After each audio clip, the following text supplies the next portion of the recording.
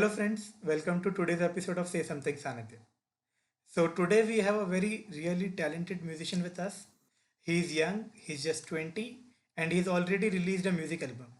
And he's going to release a second one in just 2 months from now. And he has the specialty about the second album is he has made it in lockdown. So, I welcome Ashan Mahajan here. Thank you so much अनिदे भाई it's a pleasure to be here और बहुत देर से मेरा मन था कि कभी एक पॉडकास्ट करें और आपने opportunity the thank you so much for that और कैसे हैं आप? मैं बहुत बढ़िया हूँ। आप कैसे हैं आशन? बहुत बढ़िया यार बहुत मुझे बहुत खुशी है कि आप यहाँ पर हैं और I would like to in fact thank Namit कि उनके थ्रू हम लोग कनेक्ट हो पाए और आज हम ये जी जी जी जी जी आशन जी थोड़ा बहुत अच्छे दोस्त हैं जी नमित, हाँ नमित, आई नो, मतलब नमित आपके काफ़ी अच्छे दोस्त हैं और जी आई एम ग्लैड कि हम लोग उनके थ्रू कनेक्ट हुए। तो आशन थोड़ा आप हमें आपके बारे में बताइए कि आपका बचपन कैसा रहा और आपने अभी तक क्या क्या करा है। यार तो सनिधि भाई मैं जम्मू से हूँ। मैं एक बहुत ही छोटे शहर से आ रहा हूँ जहाँ पर ऑलरेडी कितनी प्रॉब्लम्स आप सबको पता ही होगी। Right, right, right. तो अब हुआ ऐसा कि मैं बचपन में बहुत ही एक इंट्रोवर्टेड सा इंसान था, मतलब ज्यादा बहुत शर्माता भी था हम लोगों से और कभी इतना कॉन्फिडेंस नहीं था कि मैं कभी एक्सप्लोर भी कर पाऊँ किसी और फील्ड को। तो कभी ऐसा लगा नहीं था कि ये सब करूंगा लाइफ में। राइट। पर हुआ ऐसा कि मेरे घर के पास जम्मू में ही एक इंस्टीट्यूट होता था, स्ट्रिंग्स नाम था उसका। अच्छा। और वो आई थिंक ये 2007 या 8 की बात है, तब मैं 7 या 8 साल का ही होऊंगा। और तब की बात है और तब ऐसा था कि पूरे जम्मू में एक ही इंस्टीट्यूट था जहाँ पर गिटार सिखाया जाता था, मेरे हिसाब से। आई एम नॉट श्योर अच्छा। But as far as I can recall that was the only institute at that time. और मैं वहाँ बस उधर जाता था, मैं कुछ देखने, किसी को पिकअप करने जाता था या पता नहीं क्या करने जाता था, बस जाता था। I can't recall exactly why I went there. और फिर उसके बाद उधर देखता था मैं लोगों को गिटार बजाते हुए, म्यूजिक क्रिएट करते हुए, तो मुझे वो बहुत फैसिनेटिंग लगता था कि ये कैसे हो रहा है, क्या हो रहा है यार, मतलब काफी बढ़िया चीज है। तो वहां पर ये किस्सा खत्म हुआ और एक बार मैं स्कूल से वापस आ रहा था हाँ। और वहां पर रेडियो पर सलामे इश्क मूवी का एक बहुत ही शानदार गाना है, तेनू लेके मैं जावांगा। ओके। वो ओके। गाना बज रहा था रेडियो पे और मैं उसके साथ साथ गुनगुना रहा था और बैक सीट पे मेरी नानी जी बैठी हुई थी। हम्म। और उन्होंने नोटिस किया बस कि यार ये मतलब आवाज ठीक ठाक है इसकी, मतलब उनको इतनी उम्मीद भी थी कि कुछ मतलब ये प्रोफेशन ही बन जाएगा या हाँ, ये हाँ, हाँ। इसी फील्ड में घुसेगा। उनको लगा कि एज अ हॉबी अगर तुम करना चाहो तो ये this might be a good thing for for me to do. Right, right, right. And so आप जैसा कि समझ रहे हैं, यूजुअली फैमिलीज में कहते हैं कि तुम ऐसे हॉबीज मत लो, पढ़ाई में ध्यान दो और थोड़ा सही उधर बात है। फोकस्ड रहो। यहाँ पर एकदम ही उल्टा हो रहा था। दे वर लाइक कि नहीं तुझे ये करना चाहिए।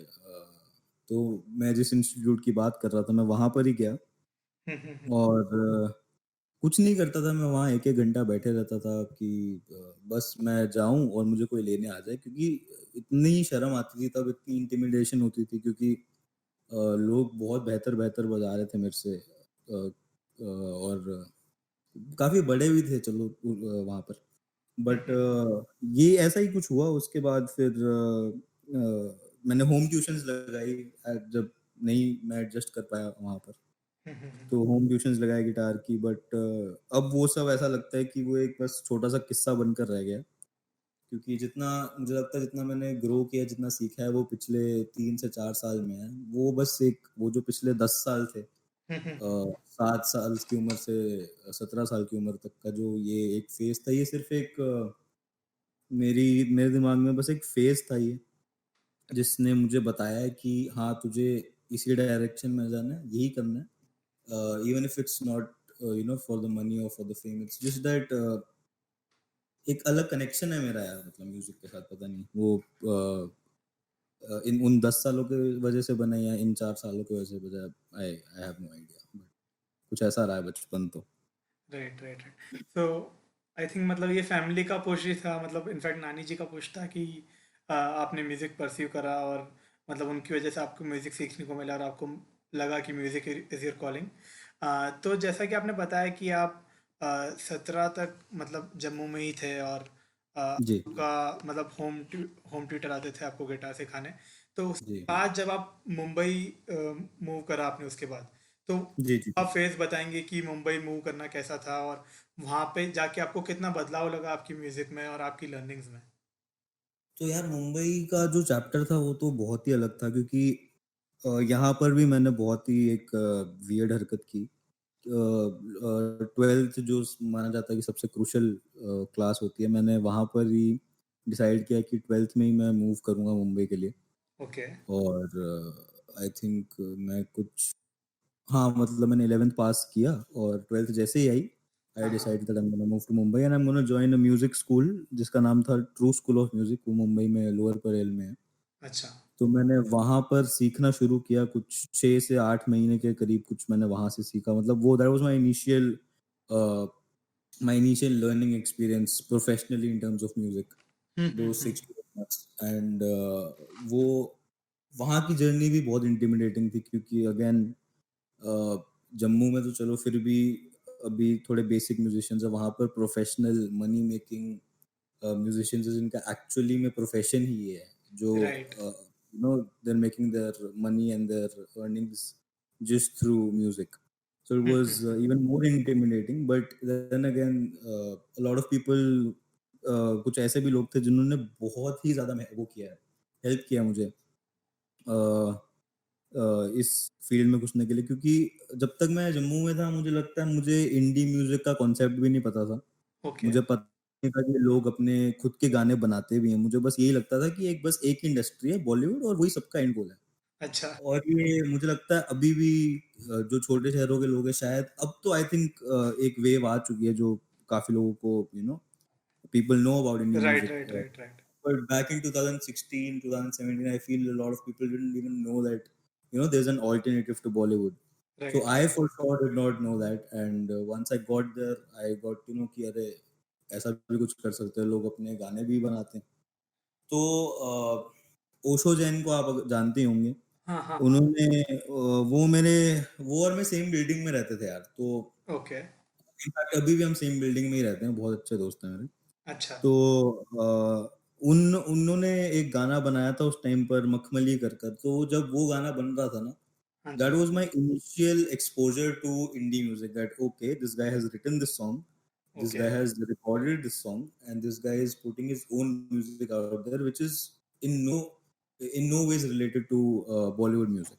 Okay. So that was my initial experience. But I think the start of the journey in Mumbai was very intimidating, but जितना जितना आगे बढ़ते गया उतना उतना यू नो ओपन होते रहा मैं लोगों के, और लोग मुझसे ओपन होते रहे। तो एक बहुत ही अच्छा सर्कल था मेरा उस समय, जिन्होंने काफी सिखाया, काफी कुछ डेवलप हुआ मेरे अंदर, hmm, hmm, hmm. Specially as a musician, because बहुत सीखा मैंने उस दौरान, एटलीस्ट इन द इन 2017-18 का जो 2 साल का पीरियड था हुँ, was hmm. extremely insightful for me.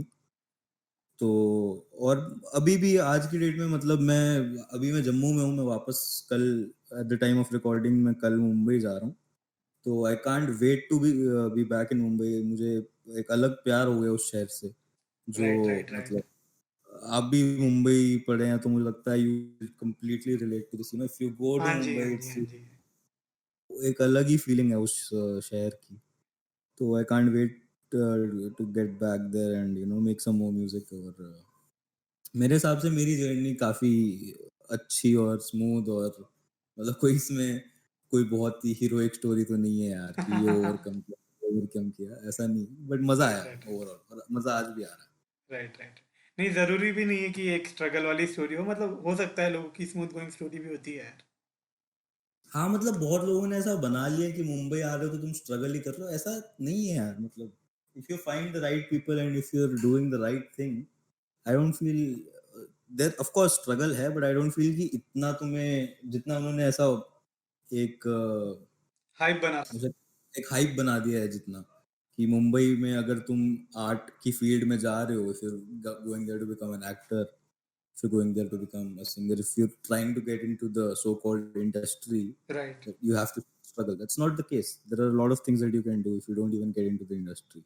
Right. Right. Uh, Right. Right. just like if I don't make it to Bollywood, I have a I have a scene that is very welcoming and very open to me, and that's the independent scene of Mumbai. Right. Right. So I Right. think that's the most beautiful thing about Mumbai कि सबके लिए कुछ ना कुछ तो है ही वहाँ पर. तो हाँ, मतलब ऐसा लगता है मुझे. ओके, आई डेफिनेटली अग्री कि ये जो मुंबई की वाइब की बात हो रही है, मतलब मुंबई में जो एक अपना हाँ, है, जो मुंबई का एक्सेप्टिंग नेचर है, वो हर कोई मिस करता जी, होगा जिसने मुंबई में कुछ साल गुजारे हैं। जैसे कि मैं खुद 3 साल मुंबई में था जब मैंने वहाँ से पढ़ाई करी थी। जी. तो डेफिनेटली मतलब मुंबई फील्स लाइक होम। मतलब आज से हो सकता है 10-15 साल बाद भी अगर मुझे कोई बोलेगा कि मुंबई चलते हैं, तो मैं उसको मना नहीं कर पाऊंगा कि यार चलो चलो। वही यार, मतलब ऐसा एक एक एक कनेक्शन बन जाती है. मुझे लगता है वो हफ्ते में बन सकती है, महीने में बन सकती है, साल में भी बन सकती है. Right right but right. वो कनेक्शन जरूर बनती है उस शहर के साथ. अलग मजा है उधर का. Definitely definitely. So Ashan, ji. ये बताइए कि आपने जब आपका पहला सॉन्ग रिकॉर्ड करा था और पहला एल्बम जब रिलीज करा था, तो तब आपका क्या फीलिंग था? तब आपको कितना मतलब कितनी समझ थी आपको इंडी म्यूजिक की, और कैसे रिलीज करना है और कैसे प्रमोट करना है, उन सारी बातों की? यार, जब पहली एल्बम, तो इनफैक्ट जो एल्बम भी नहीं, ईपी कहते हैं. तो बेसिकली एल्बम इज समथिंग जिसमें 6 से ज्यादा गाने हो. ओके। मेरी इसमें 4 गाने थे, नालायक में 4 गाने थे, तो उसको ईपी कहेंगे. जो ओके। अगली जो अभी मैं रिलीज करने वाला हूँ उसको भी ईपी कहेंगे, क्योंकि उसमें भी 4 ही गाने हैं. अच्छा। तो ओके। जो मैंने सबसे पहला सिंगल रिलीज किया था, जो एक ही गाना था, वो 2017 में मेहरमा नाम था उसका. ओके। और वो गाना मैंने लिखा था जब मैं आई थिंक 14 साल का होऊंगा, मुझे लगता है. अच्छा। तो वो मैंने लिखा था, बट वो बस एक, मतलब वो होता है डायरी के एक कागज पे लिखा हुआ पड़ा हुआ था. That's it. अरे। तो उसका मुझे कुछ पता नहीं था कि क्या कर सकते क्या नहीं कर सकते. तो जब वो पहली बार रिकॉर्ड करने गया, वो पहला स्टूडियो का जो स्टेप होता है ना, अगर कोई म्यूजिशियंस ये सुन रहे हैं तो, और जो अभी तक स्टूडियो में नहीं गए हैं, मुझे लगता है कि उनको ये जानना चाहिए कि that is the most empowering feeling in the world for a musician when you step into that studio.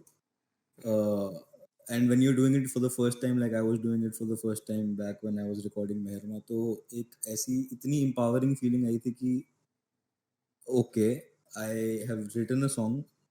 uh, Someone has helped me compose it, someone has helped me produce it, and they've shown their trust in this song. And now you're going to, sing that song out loud, और वो दुनिया तक पहुंचेगा. तो उससे ज्यादा खूबसूरत feeling मैंने तो आज तक एक्सपीरियंस नहीं की.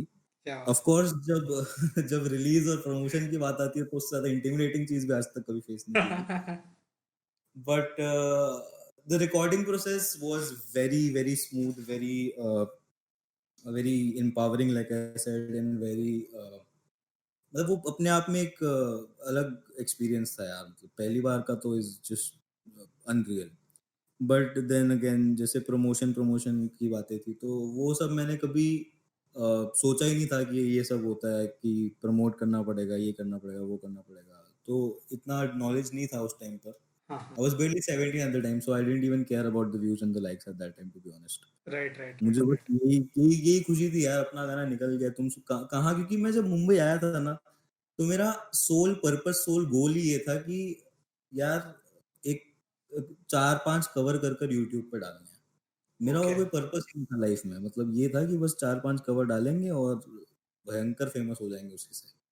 बट फिर लेकिन जब एकदम ही खतरनाक ट्विस्ट ऑफ इवेंट्स था ये, कि खुद का गाना निकालना, तो फिर उस टाइम पर कोई परवाह नहीं रही यार, कि मतलब कितने व्यूज आ रहे हैं, कितने लाइक्स आ रहे हैं. It's just that something that has been, sitting in your diary for more than 3 years, and now it's finally seeing the light of the day.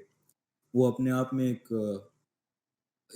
वो अपने आप में एक अच्छी, बहुत ही खूबसूरत चीज है. तो मतलब राइट राइट राइट राइट। वो एक्सपीरियंस मैं ऑब्वियसली डिस्क्राइब तो बिल्कुल ही नहीं कर सकता. हाँ हाँ हाँ हाँ। मतलब आपने जब अपना पहला पॉडकास्ट में भी निकाला होगा, आपको ऐसा लगा होगा, क्योंकि वो आपकी खुद की क्रिएशन बाहर जा रही है यार. राइट तो जब राइट एक राइट आर्ट राइट राइट।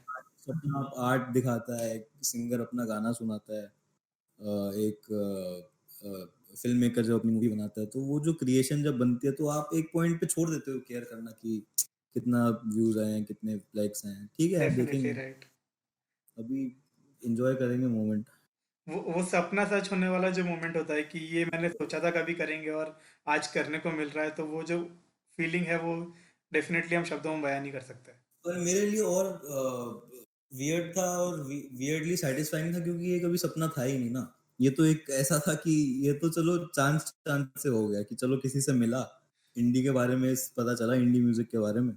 हम्म। और मजाक मजाक में मैंने उनको अपना बस ऐसे लिरिक्स दिखाए थे, मतलब लिरिक्स भी नहीं कहूंगा, वो जो एक्चुअल पहला ड्राफ्ट था ना उस गाने हाँ का, हाँ हाँ। मेहरमा का, जो मैंने लिखा था एक्चुअली वो लिरिक्स भी नहीं थे, वो पोएटिक भी नहीं था किसी भी सेंस में, वो बस अच्छा। लाइंस थी, एक के बाद एक लाइंस थी।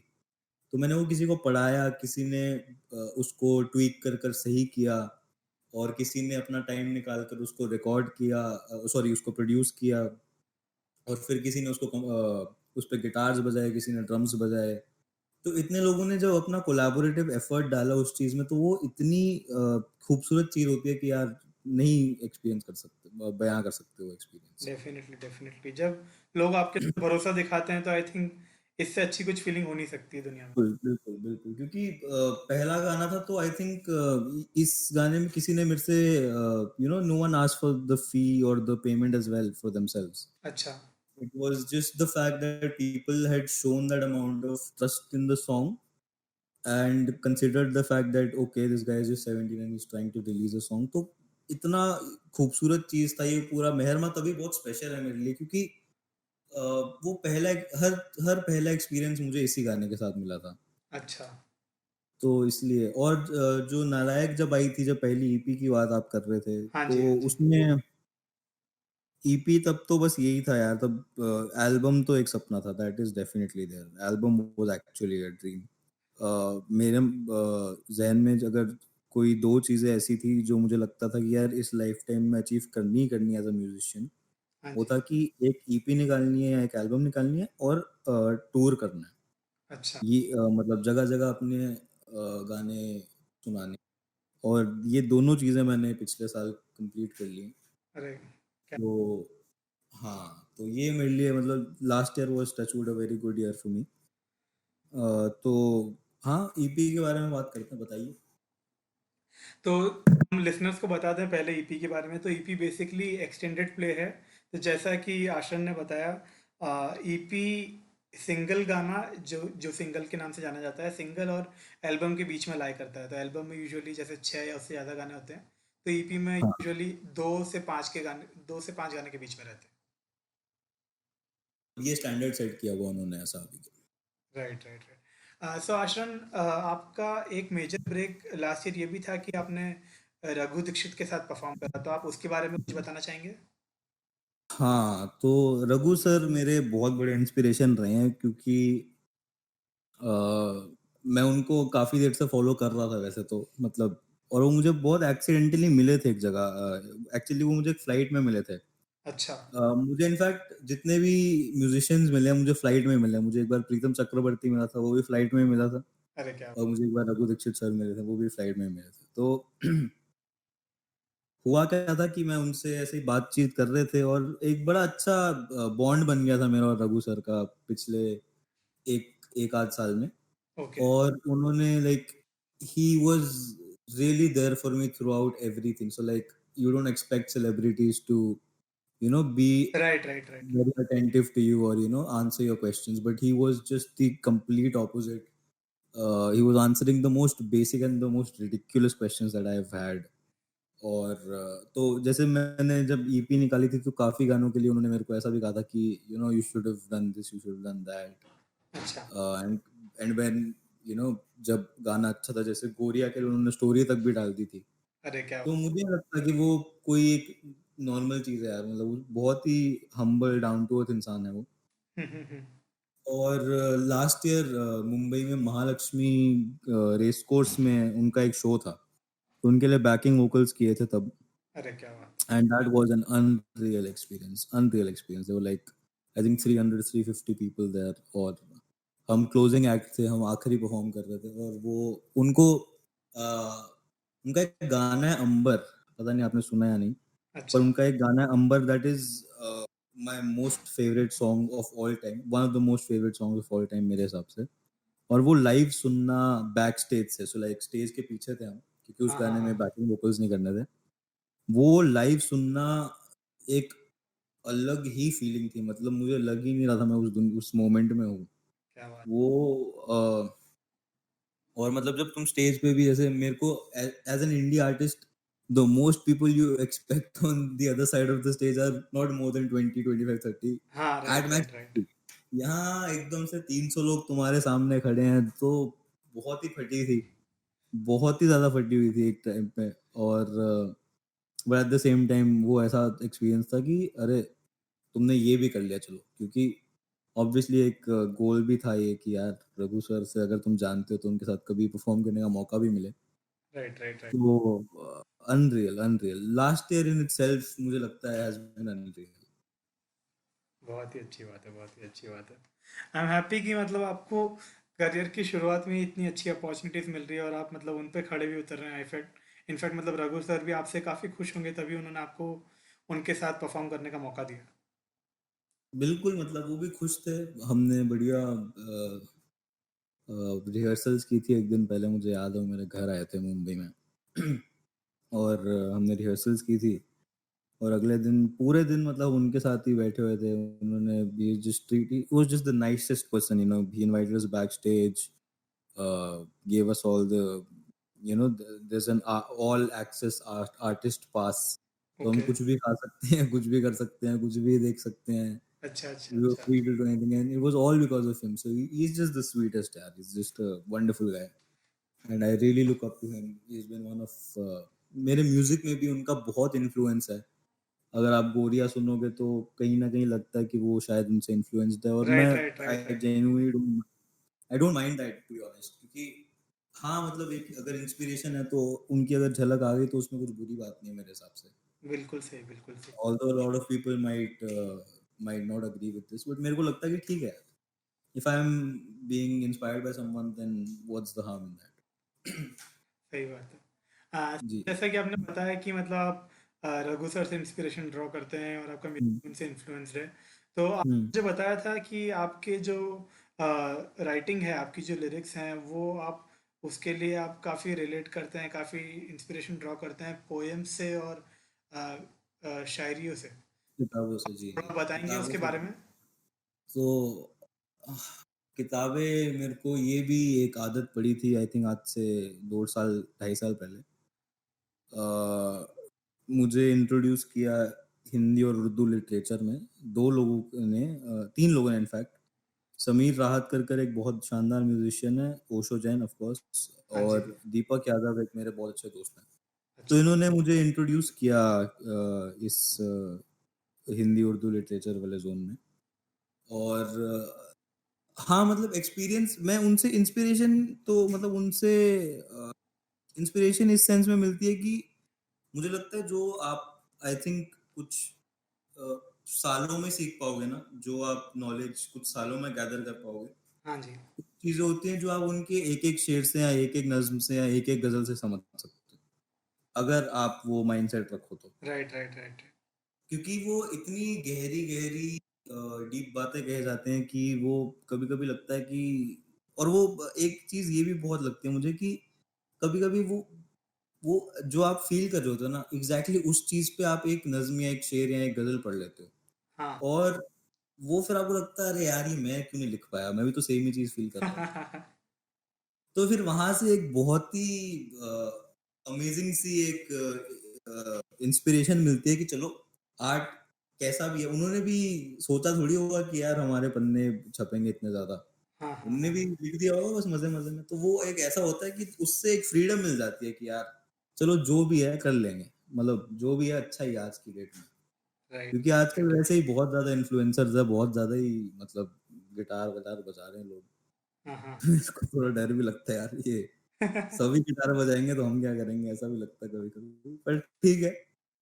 पर हाँ मतलब जब मैंने पहली किताब पढ़ी थी, जावेद अख्तर साहब की किताब थी तरकश, उससे शुरुआत की थी।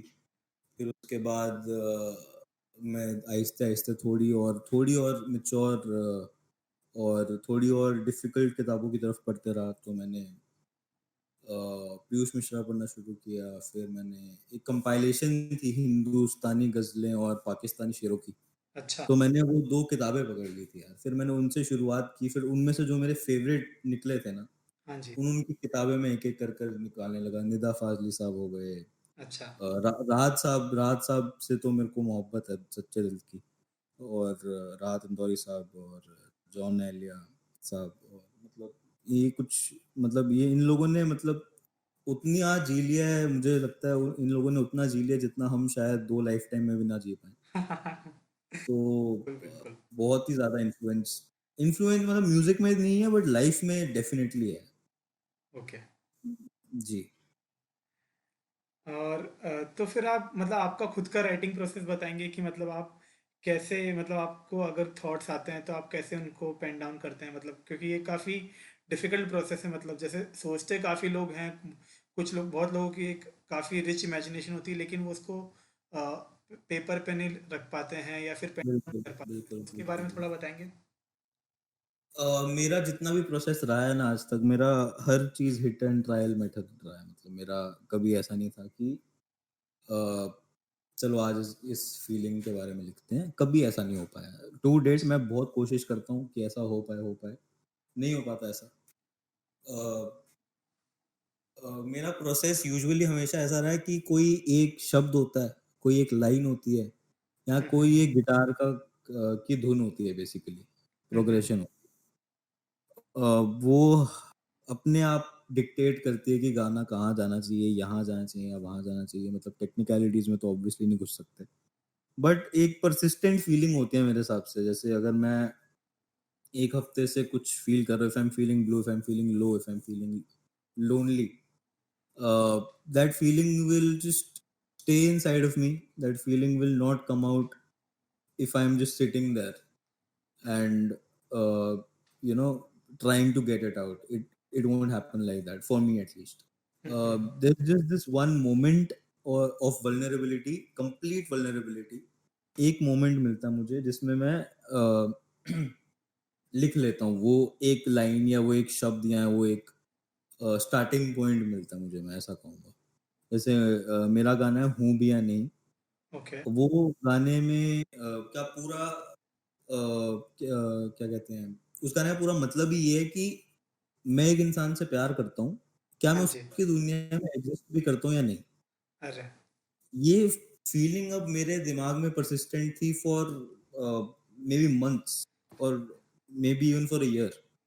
ओके, बट वो हूँ भी या नहीं जो लाइन आई ना, तेरी नजर में मैं हूँ भी या नहीं, वो लाइन मुझे आई एक आई थिंक एक रात थी और आई थिंक 3:30 बजे थे रात के। ओके। ओह! अच्छा। और वो बस वो क्लिक की वो लाइन, और मुझे लगा ये मेरा स्टार्टिंग पॉइंट है, this is where I have to end up, this is what okay. My song wants to convey. हाँ जी। And if you look at the song, if you hear the song, it is probably the most the most non-complex song in terms of lyrics. But this is one song that took me the longest to write. It took me almost I think uh, a year and a half to write this song, even though it is a very basic song. तो कहने का मतलब तो यही है कि एक moment मिलता है मुझे वल्नरेबिलिटी का, वहां पर मुझे समझ आता है कि हाँ ये फीलिंग है, इसको कन्वे करो। फिर आगे गिटार तो है ही साथ देने के लिए। तो इस तरह का रहता है मेरा प्रोसेस, और हिट एंड ट्रायल है यार। मतलब मेरे इतने इतने इतने बेकार गाने भी हैं मेरे, जो मैं किसी को सुनाने की उम्मीद भी नहीं रखूंगा कभी। और कुछ गाने ऐसे होते हैं जो मुझे खुद ही उन पे बहुत गर्व होता है कि अरे यार ये क्या बढ़िया चीज बना दी है मैंने। Right, right, right. तो बहुत हिट एंड ट्रायल मेथड है। तो the only thing is to be consistent, I feel, and just not just be comfortable in your own skin basically. If you're feeling that okay, this person might not like me, write about it. हाँ जी। It's not making you look like a loser or anything like that. तो ठीक है ना यार, लिख लो। Right, right. बस वही है, completely completely उस पे डिपेंडेंट है ये। I think being vulnerable is the key here, मतलब आप आपके थॉट्स को ओपनली फ्लो करने दे रहे हैं, वो काफ़ी इंपॉर्टेंट है। एक वो, और दूसरी चीज ऑफ कोर्स की एक्सपीरियंसेस बहुत मैटर करते हैं। हाँ जी। अज्यूमिंग कि अगर आपने अपनी आधी लाइफ बिस्तर पर ही काट दी है तो आप ऑब्वियसली नहीं लिख पाएंगे ना। अगर आपने राइट राइट जगहें राइट। देखी हैं, अगर आप लोगों से मिले हो, अगर आप अलग अलग जगह जाकर उधर का लाइफस्टाइल, उधर का कल्चर एक्सपीरियंस कर रहे हो, जैसे मैं बहुत ट्रैवल करता हूँ अच्छा। तो I feel there's a lot of things, sorry, travel is one of the most prominent things that has helped me in writing songs. अच्छा, uh, क्या बात I spent the better part of, मतलब मेरा 2019 में मैं एटलीस्ट आई थिंक मैं 6 महीने मुंबई रहा हूँ और बाकी के 6 महीने मैं सिर्फ बाहर रहा हूँ, मुंबई के बाहर। क्या बात और धर्म अभी सॉरी 2020 में लॉकडाउन के एग्जैक्टली पहले मेरा एक फेस्टिवल था, म्यूजिक फेस्टिवल था अनहर्ड कर कर। हाँ जी। और वहां पर धर्मशाला में you just meet the nicest people out there and it doesn't have to be a fancy location यार, मतलब राइट धर्मशाला राइट राइट। एक बहुत ही लो की, प्यारी, सुंदर और नेचुरल जगह है अपने आप में। तो वहां जी। पर भी जाकर एक अलग लाइफस्टाइल इमेजिन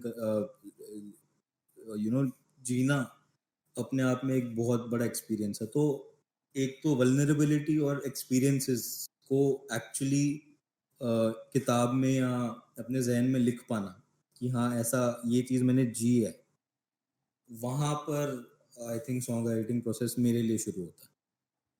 क्या बात। सो आप दो लाइनें सुनाना चाहेंगे, हूँ भी या नहीं की? हूँ या नहीं जी? हाँ जी। चलो करते हैं कोशिश। तो ये गाना मैंने अपने एक बहुत ही खास दोस्त के साथ गाया था, विभूति कल्याणपुर नाम है उनका। और आई थिंक उनके बिना ये गाना बिल्कुल भी कंप्लीट नहीं हो पाता। अच्छा। और ओशो जैन जो है उन्होंने प्रोड्यूस किया ये गाना। हाँ जी। तो अगर आपने नहीं सुना है प्लीज मेरे यूट्यूब, स्पॉटिफाई कहीं पर भी जाकर सुन सकते हैं आप इसको। हूँ भी या नहीं। क्यों तेरी आंखों के खुलने से होते हैं सवेरे यहाँ मेरी दुनिया में भी। क्यों तेरी नींदों के आने से रोशन है सितारे यहाँ मेरी दुनिया में भी। कोई मुझे याद दिलाए मैं हूँ अकेला नहीं, सारा जमाना है तेरा दीवाना, तेरी नजर में मैं हूँ भी या नहीं। ये एक छोटा सा पार्ट है obviously पूरे गाने का। तो आशन, आप मतलब आप काफ़ी यंग हैं, अभी आपने आपका फर्स्ट ईपी रिलीज़ करा है, तो मैं ये जानना चाहता था कि मतलब जब आपको आपका पहला जेन्युइन अप्रिसिएशन मिला किसी एक स्ट्रेंजर से या फिर किसी हम्म। अनएक्सपेक्टेड मतलब किसी अनएक्सपेक्टेड इंडिविजुअल से जिनसे आप कभी सोच नहीं सकते थे कि ये आपको फ़ोन करके बोलेंगे या फिर ये आपको इंस्टाग्राम पे मैसेज करेंगे कि हम्म। आशा आपका गाना सुना और मुझे बहुत ही अच्छा लगा, तो ऐसा कोई इंस्टेंस हुआ आपके साथ? हाँ तो सानिध्य भाई, मेरी एक बड़ी वियर्ड आदत है अगेन कि मैं रात को बिना गाने लगाए सो नहीं पाता हूँ। तो अच्छा। मैं यूजुअली रात को बहुत ही मेलो, बहुत ही प्यारे और सूदिंग गाने लगा कर सोता हूँ यूजुअली। तो मैंने लास्ट ईयर ही निंदिया रे का एक काविश एक बैंड है पाकिस्तान का, बहुत ही प्यारा बैंड है। हाँ जी। और उन्होंने निंदिया रे कर कर एक गाना निकाला था, आई थिंक बैक इन 2012-13 में भी। एंड मुझे आज भी याद उसमें बहुत अप्रिसिएशन मिली थी वो। That is one of the most appreciated songs that I have, in fact like वो स्पॉटिफाई पे भी ऑलमोस्ट 2.5 लाख स्ट्रीम्स क्रॉस कर चुका है। क्या बात। बट एक कमेंट हमेशा मुझे याद रहेगा कि किसी ने लिखा था that this song reminds me of all the love that I never received, to be put to sleep, to be put into sleep by a loved one. अरे क्या बात है। तो ये जब मैंने पढ़ा था मुझे जेन्युइनली दिल से खुशी हुई थी यार। एक ये इंस्टेंस था। और दूसरा, जैसे मैंने आपको बताया था कि मैं धर्मशाला गया था मार्च में, हाँ जी। लॉकडाउन के इमीडिएटली पहले। वहां पर मैंने एक्सपेक्ट नहीं किया था कि लोगों को मेरे गाने पता होंगे, बट जब मैंने गोरिया शुरू किया और जब खत्म किया तो वो एक ऐसा फीलिंग था कि लोग खुद ही गा रहे थे गाना, मुझे गाने की जरूरत ही नहीं पड़ी। क्या बात है। तो ये दो एक्सपीरियंसेस बहुत ही दिल में मतलब बस चुके हैं मेरे। स्पेशली वो कमेंट, मुझे बहुत खुशी होती है वो आज भी। कभी कभी मैं जब when I am checking out the new comments and everything, वो जब भी I come across that comment I feel like okay, because I know how hard it is to sleep at night without having something on, and if someone's sleeping to my song, Right, right, वो right, right, right, मतलब that is a huge achievement for me, I feel. right, right, right. I think तो ये जो आपका song था, I think this acted as a maybe a sleeping pill to someone who is going through. Exactly तो मैं मतलब type cast नहीं होना चाहता था, बट ऐसा है कि मेरे इन जनरल सॉन्ग्स जो थे, वो जब उनकी आप ओरिजिनल एकदम में ओरिजिनल कॉम्पोजिशन सुनोगे तो वो बहुत ही सैड होते थे। तो मैं टाइप कास्ट नहीं होना चाहता था कि ये सिर्फ सैड गाने ही बनाते, क्योंकि even though I don't am for it, my the the initial songs that I get out of myself are sad and are very slow and mellow. Okay.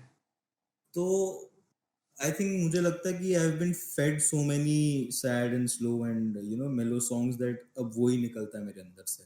अच्छा। तो मुझे पता है वो कितनी इंपॉर्टेंस होती है यार रात को, क्योंकि मेरी एक नाइट प्लेलिस्ट है। मेरे Right, फ्रेंड्स में right, भी right. बहुत फेमस है वो नाइट प्लेलिस्ट, कि लोग पूछते हैं कि यार वो गाना कौन सा था, वो गाना। तो रात को अगर कोई मेरा गाना सुनकर सो रहा है, मेरे लिए वो बहुत ही खूबसूरत और बहुत ही बड़ी बात है मेरे लिए, अच्छा। क्योंकि मैं जानता हूँ मैं नहीं सो पाता उसके बिना, उन गानों के बिना। क्या तो क्या बात। बहुत ही बहुत बड़ी अच्छा चीज़ है लगा मेरे लिए। कि मतलब स्पेशली एक तो ये जो आपने कमेंट का बताया, और आई थिंक मतलब इनफैक्ट जो गोलियां वाला इंस्टेंस है जब आपने अनहर्ड में प्ले करा और लोग जी, जी। के साथ गा रहे थे और लोग आपसे आगे भी गा रहे होंगे, तो मतलब ये काफी एक बहुत बड़ा अचीवमेंट है, मतलब जो आई थिंक। हाँ यार, मतलब अनहर्ड में मेरे को मेरा फर्स्ट एवर वंस मोर वाला चैंट मिला था, तो वो गोरिया के लिए था। मतलब these are something that if I could I would relive them over and over again. मतलब again, no words for these experiences. बस राइट, राइट, ऐसा कि वो मन में जी जी के इतनी बार खुश होता हूँ मैं कि मतलब मजा आ जाता है। स्पेशली ये जब पहला इंस्टेंस रहता है, मतलब हर बार मतलब जब भी कोई चीज़ पहली होती है तो उसका एक बिल्कुल अब बिल्कुल रहता है, तो आई थिंक बिल्कुल ये जो आपके साथ हुआ है, मतलब जो आपको अप्रिसिएशन मिला है, जो आपको वंस मोर का चांट मिला है, जो ऑडियंस से रिक्वेस्ट बिल्कुल मिली है, वो हमेशा आपके साथ रहेगी, भले आज से आप साल बिल्कुल बाद बहुत बड़े अकम्पलिश सिंगर बन जाए, तो बिल्कुल। मतलब हमें पूरी उम्मीद है। Thank you so much. पर वो मतलब वो ही था कि मतलब उधर एक्सपेक्टेशन नहीं थी ना, तो वो और ज्यादा हिट किया कि अरे लोगों ने सुना हुआ है यार, वाह। Right, right, right. तो आशरा, जैसे कि आपने बताया कि मतलब आप कई सारे राइटर्स से मतलब रिलेट करते हैं, और उन्होंने आपको आपकी लाइफ में इंस्पायर भी करा है बहुत हद तक, तो आप कुछ बताना चाहेंगे जो आपने लिखा है? आप कुछ गज़ल या फिर कोई कविता रिसाइट करना जी चाहेंगे जी, जो खुद ने लिखी बिल्कुल है? बिल्कुल। ये एक मैंने गजल लिखी थी आज से पता नहीं मतलब कुछ, आई थिंक 1 से 1.5 साल पहले मैंने, मतलब ये भी वही एक वही प्रोडक्ट है ये, हाफ एफिशिएंसी का प्रोडक्ट है ये, कि अरे नहीं। मतलब आधा अभी लिखा, आधा बाद में लिखा, आधा कभी और लिखा, आधा कभी और लिखा। वो जैसे मैंने कहा, इंस्पिरेशन टू इंस्पिरेशन की बात है। हाँ जी। तो इस गजल का नाम है क्या। ओके। इरशाद। तो इरशाद, तो सुनिए कि अर्ज कर रहा हूँ कि तुम्हारे जाने के बाद भी जीवन है क्या। क्या बात है। तुम्हारे जाने के बाद भी जीवन है क्या, हंसना हंसाना रूठना मनाना है क्या। क्या बात है, बहुत। तुम्हारे जाने के बाद भी जीवन है क्या, हंसना हंसाना रूठना मनाना है क्या। मेरी सांसों में अब मेरी सांसों में अब बस बेचैनी रह चुकी है। मेरी सांसों में अब बस बेचैनी रह चुकी है। तुम्हारी सांसों में आराम है क्या। अरे क्या बात है, क्या बात है, बहुत खूब। तुम तो अपना गम देकर चले गए, इस दिल के पास अब भी धड़कने का बहाना है क्या। अरे। ये अगला शेर मेरा फेवरेट है। हाँ लिखा है जी। कि मेरे हाथ मेरे हाथ अक्सर तुम्हारे हाथों की गिरफ्त का इंतजार करते हैं। गिरफ्त मतलब उनकी उनको पकड़ने का। हाँ जी, हाँ। मेरे हाथ अक्सर तुम्हारे हाथों की गिरफ्त का इंतजार करते हैं। तुम्हारे हाथों में अब भी उनके लिए जगह है क्या। अरे क्या बात है, बहुत खूब बहुत खूब। और ये आखिरी शेर है कि मेरी आंखों का, संजय भाई, मेरी आंखों का हर एक अश्क तुम्हारे नाम बह चुका ओहो। है। मेरी आंखों का हर एक अश्क तुम्हारे नाम बह चुका है। तुम्हें इस बात की खबर भी है क्या? अरे क्या बात है, बहुत खूब। तुम्हारे जाने के आशा बाद भाई, भी जीवन है क्या? हंसना हंसाना, रूठना मनाना है क्या?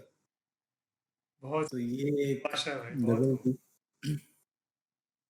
जी, शुक्रिया शुक्रिया, बहुत शुक्रिया। तो ऐसा, यही ऐसे इन्फ्लुएंस करते हैं राइटर्स वगैरह सारे। सही है सही है, बहुत बहुत ही अच्छा लगा, ये आपने बहुत ही अच्छी गज़ल लिखी है।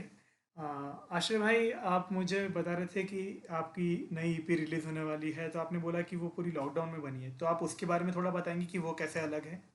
जी, ये मेरी लाइफ का सबसे ज़्यादा difficult and at the same time सबसे ज़्यादा प्रोडक्टिव टाइम रहा है इन terms of my song writing, my music in general. हाँ जी। क्योंकि हम अलग-अलग जगह से, जैसे अब मैं फाइनली अपनी ईपी के बारे में कुछ बताने जा रहा हूँ। मैंने अभी तक कुछ इसको एड्रेस नहीं किया है, बट उम्मीदन अगले 2 महीनों में बाहर होगी ये। और एक प्रॉपर कॉन्सेप्ट ईपी बनाई है हमने। कॉन्सेप्ट ईपी मतलब कि हर एक गाना दूसरे गाने से किसी ना किसी तरह से रिलेट करता है, हर एक वीडियो उन गानों की किसी ना किसी तरह से रिलेट करती है। और if you put them all together, all the 4 songs and all the 4 videos, you get one whole story of something that I'll be telling people very soon. सो अगर आपको इसमें इंटरेस्ट है तो बिल्कुल प्लीज़ मेरे को फॉलो करें, मेरे म्यूज़िक को फॉलो करें। आश्रम महाजन इज़ माय इंस्टाग्राम हैंडल। और तो हाँ, देखते हैं कैसा होएगा उसके साथ। आश्रय, आप उसमें से कुछ हमें सुना सकते हैं, आपकी नई कुछ दो लाइनें। जी, जी, बिल्कुल, बिल्कुल। तो जो मेरी अगली ईपी आ रही है उसमें एक गज़ल है राहत इंदौरी साहब की, जितने अपने थे।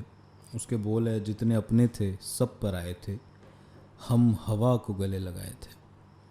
और मैंने कुछ साल पहले इस गज़ल को कंपोज करने की कोशिश की थी, और उम्मीद है आप सबको पसंद आएगी। जितने अपने थे सब पर आए थे, हम हवा को गले लगाए थे। जितने आंसू थे सब थे बेगाने,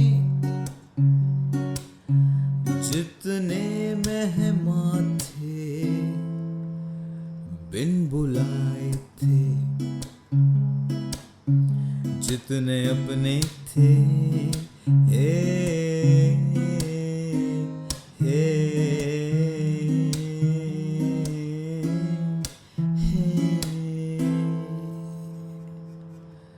दा रा रा रा रा।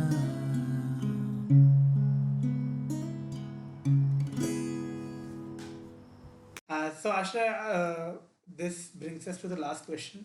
जी। मैं जानना चाहता हूँ कि मतलब आपके फ्रेंड्स और फैमिली का जो सपोर्ट रहा है, मतलब आपके लिए काफ़ी इम्पोर्टेंट रहा है पूरी प्रोसेस में, टू हम्म। म्यूजिशियन, और मतलब to kind of live the life that you want, तो राइट। उसके बारे में थोड़ा बताएंगे कि मतलब कैसे आपके घर वालों ने आपको सपोर्ट करा है। यार, ये काफ़ी डिफिकल्ट क्वेश्चन आंसर करने को, क्योंकि ऑनेस्टली मेरे बहुत ज़्यादा फ्रेंड्स नहीं है। मतलब ऐसे ये मतलब कोई शुगर कोट करने वाली बात भी नहीं। मेरे बहुत बहुत ही कम दोस्त हैं। एक छोटा सा सर्कल होता है यूजुअली, और उनके अंदर ही मैं बातचीत करता हूँ। तो उन्होंने मेरा हमेशा हमेशा सपोर्ट किया है। मतलब जब मैं टूर पे भी निकला था तो उन्होंने, like they canceled their appointments, their bookings, their whatever, and they were like, नहीं आश्रम, हम तेरे साथ चलेंगे। तो वो 4 5 6 लोग जो हैं, हाँ जी। वो मेरे दिल में बहुत ही ज़्यादा इंपॉर्टेंट प्लेस होल्ड करते हैं। ओशो जैन जैसे हो गए, ओशो भाई, उन्होंने, वो नहीं होते तो मुझे लगता है मैं आज की डेट में म्यूजिक ही नहीं बना रहा होता, मुझे तो लगता है।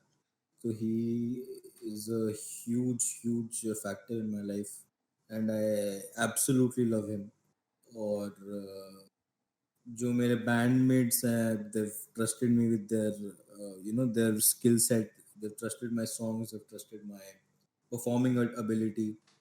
हाँ जी। तो क्योंकि मैं स्टेज पे जाने से पहले वैसे भी बहुत एंक्शियस हुआ था, मैं इन जनरल बहुत एंक्शियस आदमी हूँ, तो they are the ones who calm me down that you can do this, you can pull this off, don't worry, you've done it 100 times before, तू कर सकता है। तो इनका सपोर्ट ऐसा है कि अगर ये लोग नहीं होते मैं कर ही नहीं पाता यार। I'm 100% श्योर अगर मैं कभी कर ही नहीं पाता इन लोगों के बिना। एंड विभूति, जैसे मैंने बताया था, she has been of she has been just the wonderful person. उनको मैं अपने सारे नए गाने सुनाता हूँ। हाँ जी। समीर राज जिनकी मैंने बात की, वो मेरी अगली ईपी प्रोड्यूस कर रहे हैं, तो उन्होंने भी बहुत हेल्प की है। these guys are more like my comfort zones हाँ rather जी। than my friends, and they are just some people that I will never ever be, I can never thank them enough basically. Okay. और जहाँ तक family की बात आती है, मुझे लगता है अपने आप में ही जो मेरी कहानी है वो बता देती है कि वो कैसे हैं, कैसे राइट, लोग राइट, हैं। Right, right, right. Just the most supportive and the most loving people that I know, especially my dadi ji, who passed away like a couple of years back. She was the only one जो मेरी family में actually as a hobby भी गाती थी, मतलब उनके सिवा कोई गाता था ही नहीं मेरे घर में। अच्छा। I'm the only one. Yeah, I'm the only one. So she was the only one who was, singing from time to time and everything. Right, right. Uh, and I'm just thankful that to my dad and my mom, they've just, क्योंकि एक EP में आपको, जब पहली बार आप किसी को song सुना रहे होते हो, before you take it to a producer, before you take it to a musician, essentially आप अपने घर वालों को सुनाते हो। मेरी बहन, मतलब इन राइट। लोगों ने बहुत ज़्यादा सपोर्ट किया in terms of that you can do it, it's okay, you're still growing as an artist, and I feel that they keep giving me this reality check from time to time, so that I don't get high headed, I don't get ahead of myself, right. and वो बहुत ज़रूरी भी है। So they've created a perfect balance of keeping me grounded and making me feel like I'm a big deal. So I feel that just these there are few people that I can never thank enough, and without them I don't feel I would have, अभी मैं खैर ये कहने के लायक नहीं हूँ कि मैं कहीं पहुंच चुका हूँ, हाँ जी। पर जहाँ भी मैं हूँ, इन लोगों के बिना मैं बिल्कुल ही नहीं पहुंच पाता, कोई जरिया ही नहीं था। आई थिंक डेफिनेटली मतलब सबकी लाइफ में कुछ लोग होते हैं जो बहुत इंपॉर्टेंट रोल प्ले करते हैं, और आई थिंक ओशो भाई ने और आपके पेरेंट्स ने और मतलब जो आपके कुछ सिलेक्टेड फ्रेंड्स हैं, मतलब जो स्मॉल सर्कल है आपका, इन सब का एक बहुत इंपॉर्टेंट रोल रहा है आपकी लाइफ में, आपके मतलब आपकी जर्नी में इनफैक्ट पूरी।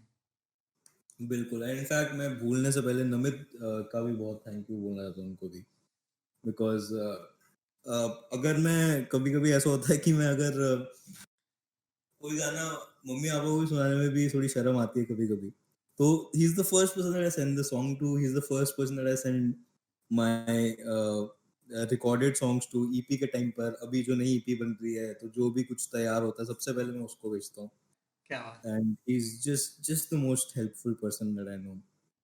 और काफी अच्छी बात है, बहुत सो अच्छी। थैंक यू, दिल से थैंक यू, अगर आप लोग सुन रहे हैं सभी, तो दिल से थैंक यू सबको। और थैंक यू सानिध्य भाई, आपने मुझे यहाँ लाया और अरे बहुत मजा डेफिनेटली, आया। हमें हमें बहुत अच्छा लग रहा है कि आप हमारे साथ हैं, और मतलब स्पेशली एक जब आपके साथ एक यंग टैलेंट होता है जो मतलब जस्ट नर्चर हो रहा है, और आप उनकी एक ग्रोथ प्रोसेस का पार्ट हो पाते हैं, तो मतलब उससे अच्छी एक जो फीलिंग जी, होती है, आई डाउट कि मतलब उससे कोई अच्छी फीलिंग होगी। बहुत बहुत शुक्रिया आपका, मुझे बहुत मजा आया। This was very different then the usual interviews that I do, वो काफी टू द पॉइंट होते हैं। यहाँ पर मैं खुलकर I could be myself, तो thank you so much for giving me that opportunity, and I hope कि ये आपका पॉडकास्ट बहुत बहुत बहुत ही सक्सेसफुल हो। थैंक यू भाई, thank you very much. Thank you everyone for staying tune to the end of the podcast. मतलब आपने पूरा एंड तक सुना, उसके लिए बहुत बहुत थैंक यू। और जाते जाते आशना, मेरी आपसे एक छोटी सी रिक्वेस्ट है। तो हमारा एक ये रिचुअल है छोटा सा, जिसमें हम अ, अपने गेस्ट से बोलते हैं कि वो सारे लिसनर्स को बोलें कि से समथिंग सानिध्य पॉडकास्ट को वो जिस भी पॉडकास्टिंग प्लेटफॉर्म पे सुन रहे हैं और जहाँ पे भी इंस्टाग्राम पे देख रहे हैं या फिर तो उसे लाइक शेयर और फॉलो करें और अपने दोस्तों को बताएं पॉडकास्ट के बारे में, ताकि नए लोगों को आपकी कहानियाँ और आपके जैसे कई आने वाले लोगों की कहानियाँ मालूम पड़े. So I would just request you, Ashran, to please convey to the audience कि पॉडकास्ट को लाइक शेयर और फॉलो करें. जी बिल्कुल सानिध्य भाई, बहुत बहुत बहुत मज़ा आया. Thank you so much for having me. बहुत कम अपॉर्चुनिटीज़ मिलती है ऐसी जहाँ पर you can just be your self और तुम आराम से अपने दिल की बात कह पाओ विदाउट एनी लिमिटेशंस, और इतने इनफॉर्मली आप बात कर सकते हो about your life and about how you create your art. So thank you so much for having me. और जो जो सुन रहे हैं बिल्कुल बिल्कुल हर जगह सब्सक्राइब करें, फॉलो करें और प्लीज़ सपोर्ट करते रहें, क्योंकि ऐसे प्लेटफॉर्म्स बहुत कम है जहाँ पर तुम सच में किसी की स्टोरी जान पाओ अच्छे से. तो थैंक यू सो मच सानिध्य भाई फॉर हैविंग मी, और बात करते रहेंगे यार. Thank you very much Ashan for your kind words. So मेरी आप सबसे यही रिक्वेस्ट है कि आप ऐसे ही आते रहिए, सुनते रहिए, और हम आपके लिए और ऐसी इंटरेस्टिंग और टैलेंटेड लोगों को और उनकी कहानियाँ लाते रहेंगे. So signing off here. Thank you very much. Stay tuned for the upcoming episode. Bye bye.